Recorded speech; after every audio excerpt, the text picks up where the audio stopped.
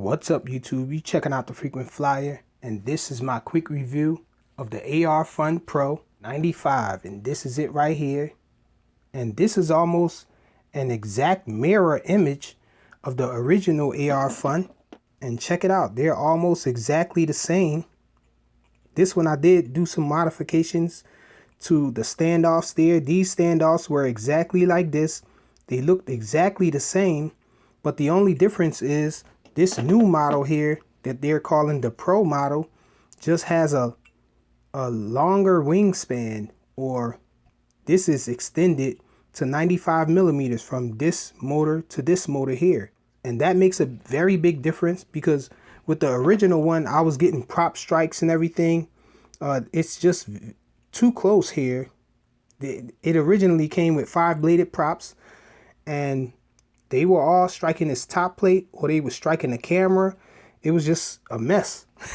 So I had to, that's why I added those extended parts to the standoffs there, and eventually got longer standoffs on the original one to stop the prop strikes. But this one has none of those problems, but extending the arms seemed to have made this thing fly a little more smooth too. Usually you would think maybe it's the PIDs because they look exactly the same.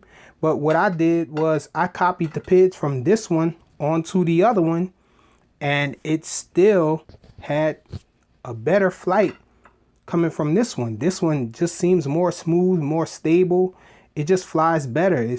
And they both were running D-Shot 600, and I just couldn't figure it out.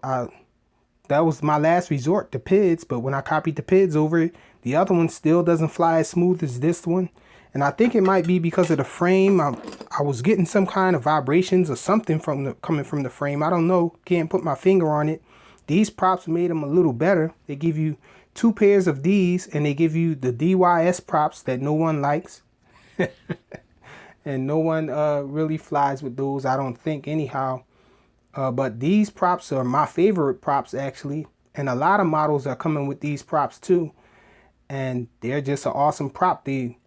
They're seemingly unbreakable. When you crash with these, they bend, and you can just bend them back into place, and they still fly balanced and all. If you're looking for the most powerful micro brushless quadcopter you can get, this thing is it. This thing is the fastest. Well, almost. I retract that statement. It's not the fastest because of the King Kong 110 GT kind of cheats, though. It has larger props, and so that might be the fastest, most powerful one, but that's a whole different story. This one, as far as specs, is the fastest one. It has, I think there are 20 amp ESCs in this thing. These are 7500 kV motors, 1104 motors, and this thing is just a powerhouse, man. So powerful that it was very hard for even the original one. Has the same specs as the original one except for the arm length there, but the original one was having problems with brownouts. It was hard to find a battery that could keep up with the power, and they seem to have somewhat solved the problem with this battery here, although it looks almost exactly the same as the one that came from the previous version. This one is a little better. This one doesn't brown out until near the end of the flight, and my guess is it's because of this connector here. So immediately I swapped out the JST connector for an XT30, and the XT30 seems to work a lot better. I got these Beta FPV batteries here that work awesome. You can do hard punch outs with this battery here, and it doesn't even set off the buzzer or anything. But this one here is not too bad either. But at the end of near the end of the flight, I was getting brownouts with this battery still. I haven't changed the connector here to XT30 to try with the connection there and see if it still does that. But for the most part, this is a improved version of the battery or whatnot from the original one. And so this thing is a really awesome model. Its weakness, I think, is, well, the fact that it kills batteries, if you can call that a weakness. I guess that's just overkill with the power, I guess.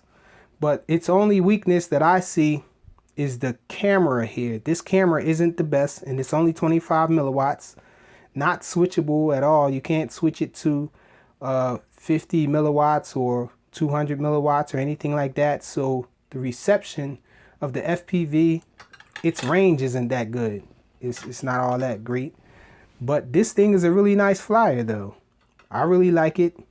Oh, the rates on this thing are pretty high too. The rates, I'll show you guys my PIDs, but the rates on this thing seem to be a little too high. Usually I put my yaw on 70 or around that mark, and I usually have my pitch and roll both at 80, but that seems a little high even for this one, because this one flips around so fast.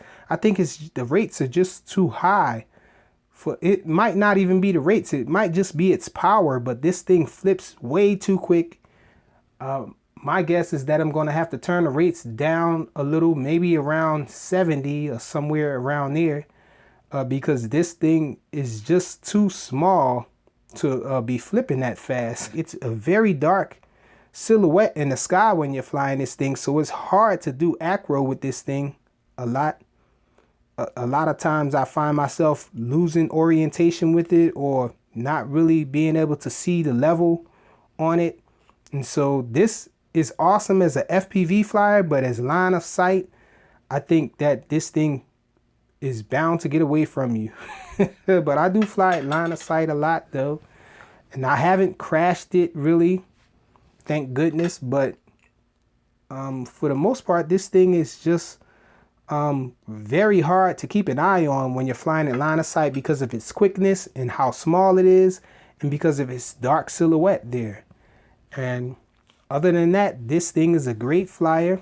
I think if you're looking for a quad with a lot of power, the most power, then this is your quad here, the AR Fun Pro 95. Awesome little flyer. Overkill, I might say. Thanks for watching.